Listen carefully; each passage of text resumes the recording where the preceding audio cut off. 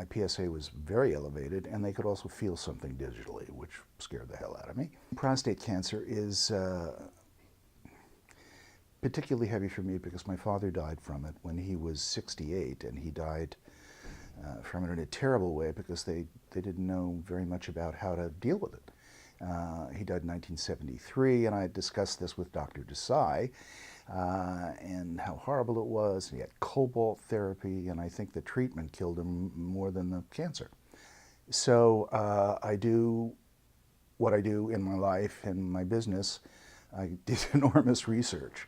So I checked not only him out, but very many other situations all over, not only in Los Angeles and California, but the Mayo and New York and all the possibilities. And then I had several meetings with Dr. Desai. And both my wife and I were extraordinarily impressed by both his knowledge, because I'd done a lot of research about robotics and various options, and how knowledgeable he was, and how much of a mensch, a human being, somebody could relate to. And it wasn't phony kind of, now I'm going to be nice to you, and I'm going to, he was just a nice guy. My main concern was that I would not be incontinent. Because of the kind of work I do, that would be a killer for me. He said he would work to make sure that he did everything for that not to happen. So the day of the operation,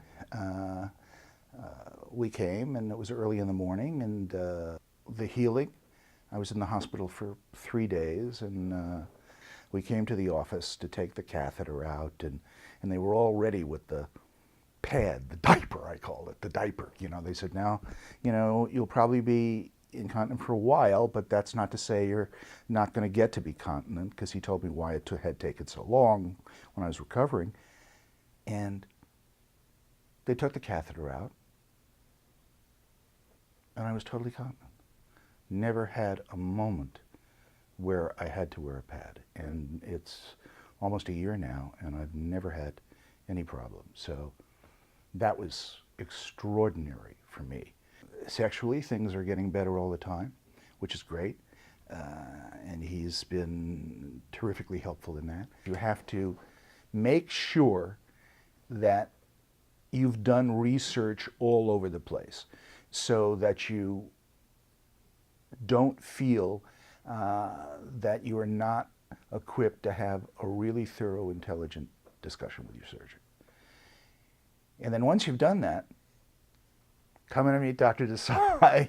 It's changed the whole thing of having prostate cancer, and getting through it to this point, especially when you have a parent, a father, who had it, and you went through, you know, I was 32 or 33 when he went through this, and, you know, I watched his extraordinary pain and his braveness and his fortitude during that period of time, and the doctors were helpless, not because they were lousy doctors, they just didn't know what to do.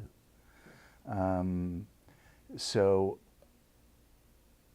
as I approached the age of his death, I began to think, am I going to beat that? Am I going to beat that age? Or is it going to get to me? Is it going to get to me? Is it going to kill me?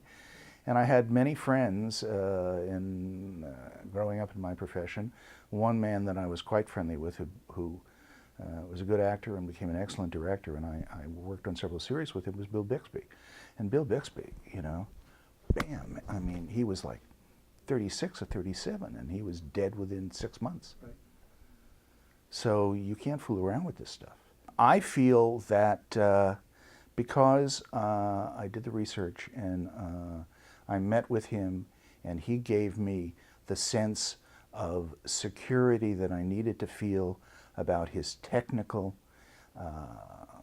accomplishments and his ability to do the robotic surgery, plus my feeling that I had a rapport with him as a human being, were the reasons that I chose him, and I have not been sorry.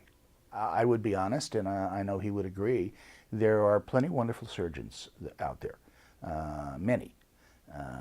But I'm extraordinarily happy that I chose Dr. Desai, and he's my guy.